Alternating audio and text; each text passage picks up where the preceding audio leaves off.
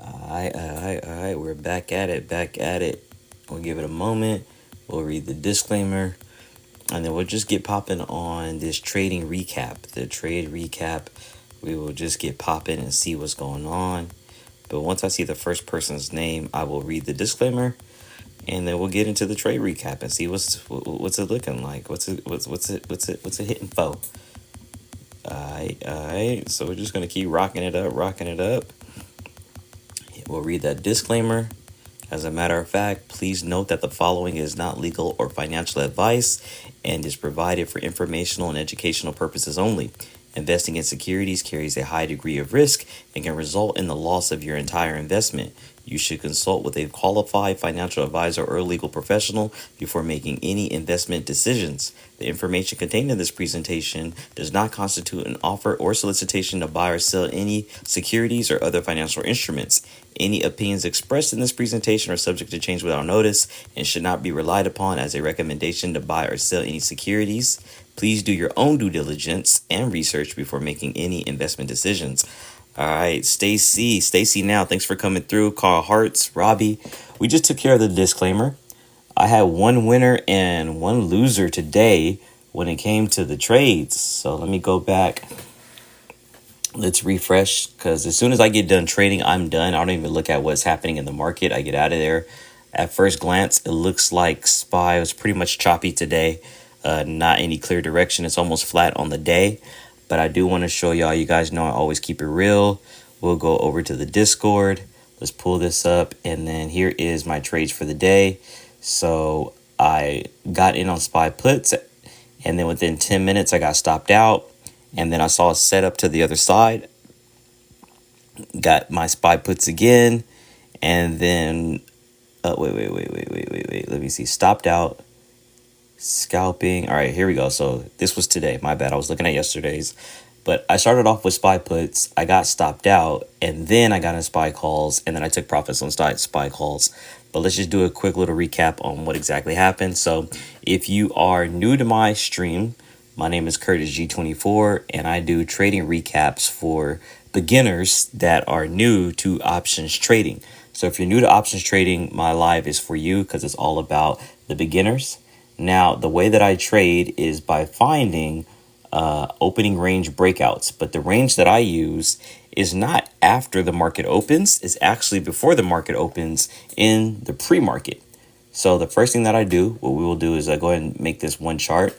So currently we're looking at the 30-minute chart on SPY, right? First thing I do is I chart the pre-market low, and then I chart the pre-market high, and then I mark those with white horizontal lines. And when the market opens, I then chart where the market opened at. And then essentially, you just kind of use these as levels and PTs, if you will. All right, Mark, Caboose, let's see who's rocking with us. Looks like we don't have any top viewers right now. Adrian, what's going on? Thanks for coming through. All right, so I marked out the pre-market highs, marked out the pre-market lows, marked the opening price with the blue line right there. We'll kind of blow it up so we can see it. And so the first thing that I'm looking for is how is price going either on a 30-minute time frame or a 7-minute time frame.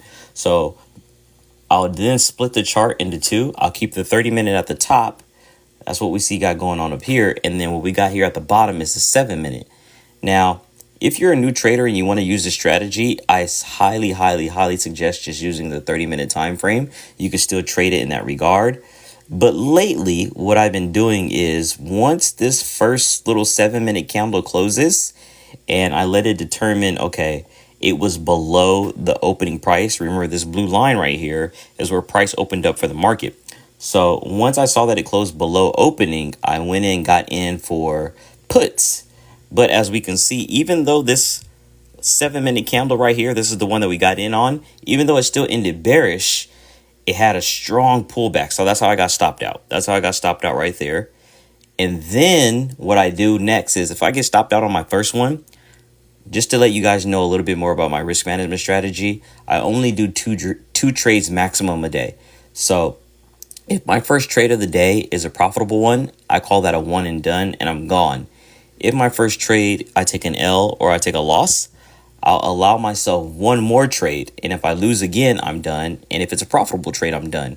So I only max out at 2 trades. I do 1 to 2 trades a day. But on the 30-minute time frame, what we saw up here, which is this candle, was that price ended above where it opened. Now, I got in on this candle right here. And even though we see that it ended bearish and there was this strong downward shadow or this pullback, it went up before it did all of that. I was able to take profits and then get out. So that's how the day went. And that's one of the things too that I've been learning lately is as I do my back testing, I'll log this in the back test as a potential fail, right? This second 30-minute candle, I'll log that as a potential fail. But even with it being logged as a fail or the trading strategy or setup didn't work, you still could profit with that range in there, just depending on your entry. So that's one of the things too that's really been your setup didn't work. You still could profit with that range in there, just depending on your entry. So that's one of the things too that's really been hyper in focus for me is your entries can cause you to still get profits, even if the trade technically by your parameters kind of fails, if that makes sense. All right, let me just scan through right quick, make sure I didn't miss any comments. Thank everybody for coming through. Looks like we got a few people rocking with us. Let me give some shout outs. Always got to show love to all of y'all that show love to me. But essentially, that's what I'm seeing. And we could have did the same thing on the second 7-minute. So this was our first one at the bottom, this first 7-minute. And then if we would have got it on this second 7-minute candle right here, or really this third one, we could have took that as, so this was our first one at the bottom, this first 7-minute. And then if we would have got it on this second 7-minute candle right here, or really this third one, we could have took that as an indication for calls too and rode that up just for a little bit. Got it on this second 7-minute candle right here, or really this third one, we could have took that as an indication for calls too and rode that up just for a little bit and then got out of there before it got hectic. But as we can see here, even on this 30-minute time frame at the top or this one at the bottom, it's been a choppy day for SPY. But the cool thing is you can take the same strategy and apply it to any tickers. So I'm building a back testing log so I can show you guys more so from probability and success rate how this works and how it doesn't. Shout out to Kiara, my family. Kiara, thank you for coming through. Really appreciate you. Thank you for spending time with me, rocking with me. I know, family, I don't know if you've been on any of my lives before, or I'm pretty sure you've seen my content, but you know, I do options trading. And so basically, options trading is basically you're trading contracts that are associated with stocks, and you buy a call contract if you're expecting the price of the stock to go up, and you buy a put contract if you're expecting the price of the stock to go down. And as the actual stock price moves, the call contracts or the put contracts actually, or the options as they're known, they move exponentially greater than the stock of the price of the stock. So that's how you're able to make some money, but you'd also have to manage your risk because you can lose some money. But just want to recap that really quick. So if you are new to options trading, the style that I'm currently trading, I've been trading it for the past like month and a half, is called the opening range breakout. And so the first thing that you want to do is you want to look at the pre-market. So we'll go back here. Boom. This is the pre-market on the 30-minute chart. Everything that's in this orange shaded area is what happened before the market opened. So what we do is we mark the pre-market high.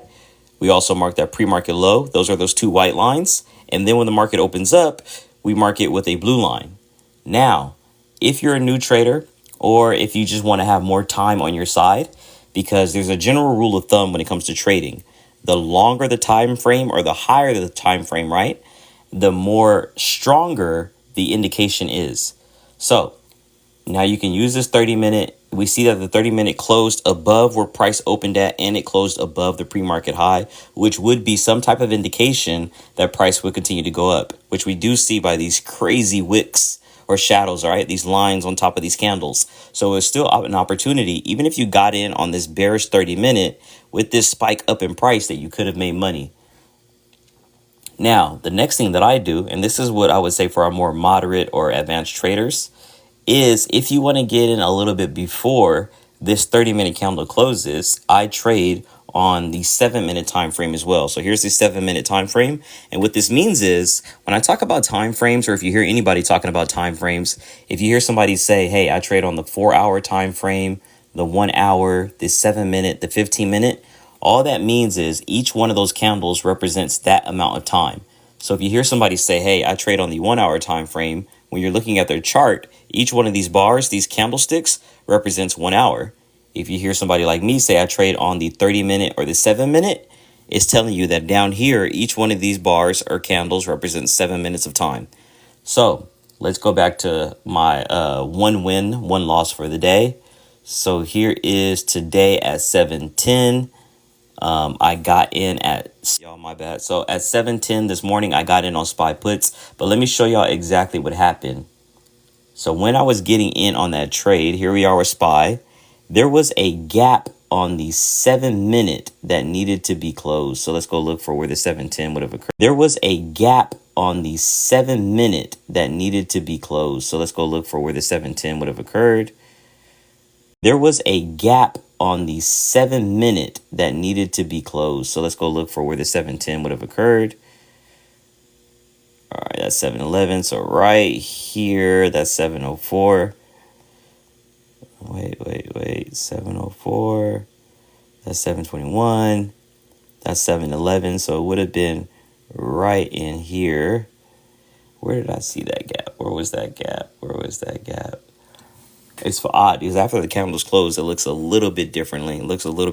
But basically, there was a gap between where one candle closed and one opened up at, and I had to wait for it to come open.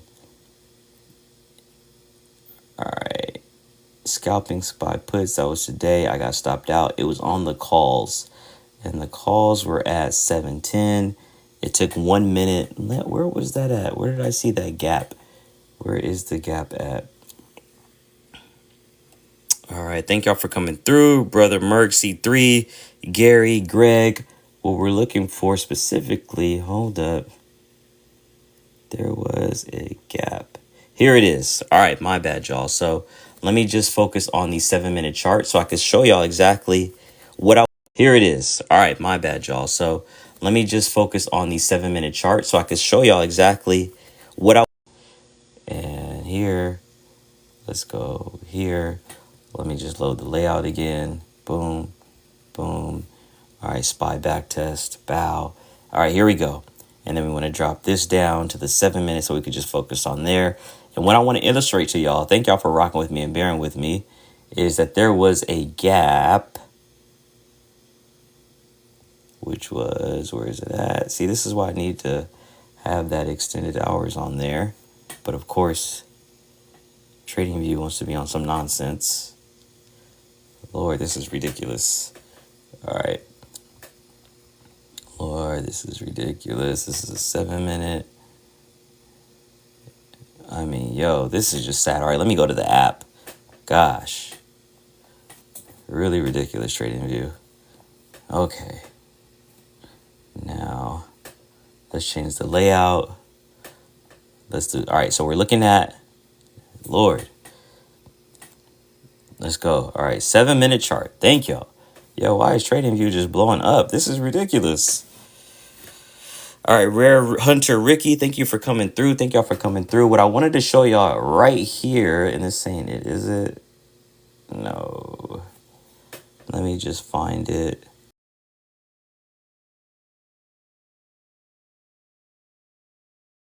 Something.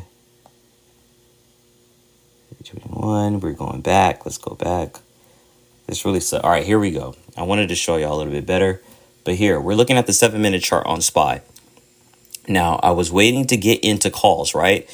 This was where the 30-minute closed above the pre-market high, which is the indication that you can get in there and scalp some calls, a move to the upside, which is definitely what we saw, right? What we saw was this move to the upside. But what happened was on the 7-minute chart, between these two candles, there was a gap. There was about a 4 to 5 cent gap in this space here. So I knew that these two candles, there was a gap. There was about a 4 to 5 cent gap in this space here. So I knew that eventually, probably within the market, right? We saw this overall kind of pop up and then bounce down to the downside. But even with that, it allowed us as scalpers to get in, make a little bit of money and dip out. Yo, Shaquana Whitfield, thanks for coming through. Enchanted Crowns, I see you. What's up? The real Josh. So just doing a trading recap right now, just showing that even with the market technically going in a different direction than your trading setup, as scalpers, we have the ability to still make a little bit of profit, to make some PTs, to get a little bit of money. So that's exactly what happened here. I saw that on the, even though we're looking at the 7 minute chart, right? Even though we're looking at the 7 minute, on the 30 minute chart, SPY eventually broke out past the pre-market high. We would have got in on this candle here, which you could have definitely done. You could have definitely got in right when this candle opened, rode it all the way up, took your PTs, depending on what your PT is, and then go ahead and got out. But what I was waiting for was, clearly there's a gap right here. You guys see that gap in between the two? I waited for the gap to be closed, got in, scalped, and got out. So that's one of the pros to scalping, right? Macchiato, Sebastian, low. All right, all right. Looks like we lost connection. My bad, y'all. If the connection got lost, the Wi-Fi is kind of dropping, but just showing. So I want to show y'all exactly over here on the Discord. I said that I was in SPY calls. Now, if you want to know, especially my lives are definitely dedicated to new traders, new options traders. So I want to let you guys know that on average, my typical trade is roughly 1,000, usually give or take maybe $100 or so. I usually trade with about 1,000 per trade. And then I'm usually targeting about a 5% or 10% little profit, which is what happened right there within 1 minute. So as we can see, at 7:10, I got in, bring that down, and 7:11 went ahead and took profit. So that's the cool thing about being a scalper. Your trades are very quick. The downside to being a scalper, though, is that if you're not aware of your own mentality and behaviors, it does make you very, very patient. So when I get into swing trades or day trades, I really have to constantly force myself to be patient because I'm so used to scalping. All right, Michaela, I'm going to just go ahead and load the ticker symbol that I haven't looked at today. One of my favorites is Amazon. And then I want to show y'all what I would have done to get ready for the day. But it looks relatively similar to SPY. My bad, I cut out, y'all. But I want to show y'all on different ticker symbols what I would have done. And we can start off very fresh. So we'll go ahead and delete these lines because these were last charted, I think, the day or so before. So here we go. And I'll do the replay function too. Let's go ahead and do the replay. We want to select the date. No, we don't want to select the date. We want to go back here. No. We want to mark out the pre-market highs and the pre-market lows. This candle right here on Amazon appears to be that pre-market high. I like to mark them with the white lines. We want to go in. I don't know why I got the red. All right. So what we want to do is just make sure that this is the high. Now it says that the high is 180.40. We want to bring that exactly right to the penny. We want to be right and exact with our charting. And then we want to grab another one, horizontal line, and we want to find the low, which appears to be this right here. We want to just double check with TradingView. It says that the low is 178.59. That's exactly where we're at. So we've got our pre-market high and our pre-market low. They're both charted right here on this chart. Wow, wow, wow, wow, wow. All right. Then the next thing that we want to do is we want to mark out, where did the market open up at today? So this first candle, we're looking at the 30-minute chart on Amazon. Where did the market open? I always put that with the blue line. Boom. Let's make sure we got it right and exact. All right, TradingView saying it was 179.89. That's exactly what we got over here on the right-hand side. So now we've got our pre-market charting done. Now, the good thing with this trading style is you can incorporate other indicators in there. So if you like to use VWAP, or if you want to use a higher time frame, if you like to use RSI, if you like to use value, if you like to use what am I thinking about? If you like to use moving averages, EMAs, or simple moving averages, you can incorporate that and add that in there too. This is just the base skeleton to get you started on how I do the opening range breakout, right? So now we've got a pre-market high, we got a pre-market low, we got where price opened up at. Now what you could do is, and this is, we're talking about scalping here. We're not talking about day trading, and my definition of scalping, just so you guys know where Curtis G's coming from, my definition of scalping is any trade that is 60 minutes or less. If you're in and out of your trade in 60 minutes or less, that is a scalp. If the trade is more than 60 minutes to the day, I call that a day trade. If the trade is more than 1 day, anything more than 1 day to, we're talking about days, weeks, or months, I call that swing trading. Once you pass 6 months, in my opinion, if you're holding a trade for more than 6 months, in my opinion, I call that investing. So those are my kind of like tiers or my definitions, right? If the trade is 60 minutes or less, that's a scalp. If it's more than 60 minutes to 1 day, that's a day trade. And if it's anywhere from one full day to weeks or up to 6 months, that's a swing trade. Anything more than 6 months is investing to me. Now, I am primarily a scalper. So why that is important, because we are on the 30-minute chart for Amazon. We saw that Amazon closed on the 30-minute before or above the pre-market high. And this right here is key. Even though we've got a bearish shooter right here, this candle, even though it ended bearish, as a scalper, if you would have got in right away and caught this right up, you could have made some money depending on what your PTs are. Now, me personally, I have a 5 and 10% PT. Those are my goals on a daily basis for my scalps. Okay, let's see who's rocking with you. Julio, thanks for coming through. Let's see who's still in the building. So Crispy, Howard Smith, B Love, I appreciate you for spending a little bit of time. Thank you, thank you, thank you. S David, that's what's up. Looks like we're losing connection, so it's been a rough little live right now. Not too sure why it's tripping out over here. But I wanted to show you guys that basically how you can apply that opening range breakout strategy. And thanks for coming through on any ticker symbol. And the dope thing about this strategy is you can incorporate other indicators that'll give you more confidence or more confluence. So with that being said, I don't know why the Wi-Fi is tripping. The battery's about to die on the phone. Wanted to rock with y'all and do that. Arnav says, any contracts for tomorrow? Now, if I was looking to swing trade, the first thing that I would do is switch back to a daily chart, of course. I think we all know that.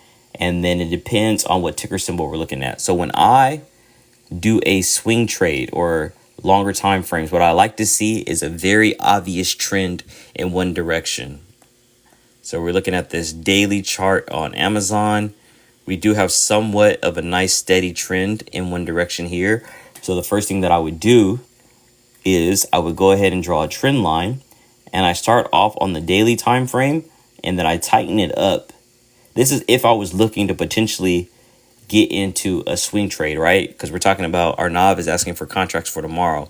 So that's essentially what I would be looking at there. Let me make sure this is the most. All right, that is the 21st. So the first thing I do is I like to look for a nice, clean, obvious trend line. And then I break it down. I go from the daily and I come down to a smaller time frame just to tighten up the chart if it isn't already tight. So now you can see, look at this. We can see a sort of level of support on Amazon if we were looking for some potential trades for tomorrow. We've got 5 minutes left open on the market. So here we're looking at a 30-minute chart. We've got this trend line drawn. I think it's pretty tight already. We can see starting from here, so it's acting as support, right? So support started here, came kind of down and bounced up, came kind of down and bounced up, which is great. We've got a few touch points. Before entering into any contracts, what I would like to see, depending on how the pre-market and after hours trading is tomorrow, is for price to come back down on this support line, because it's kind of validated itself for being support, right? With 1, 2, or 3 touch points. What I would like to see is for price to come back down here, get to about here, and then I would enter into calls to the upside. That would be the way that I would play it, or the way that I would trade it, because we've got a nice little bit of support being dictated or opened up on the 30-minute chart for Amazon. And then, of course, if you have other indicators that you want to use for confluence or other information, you can definitely do that. Just giving you the foundation of where to start and what I would look at. All right. Thank y'all for pulling up. Thank y'all for pulling up with your boy. Thank y'all for the like.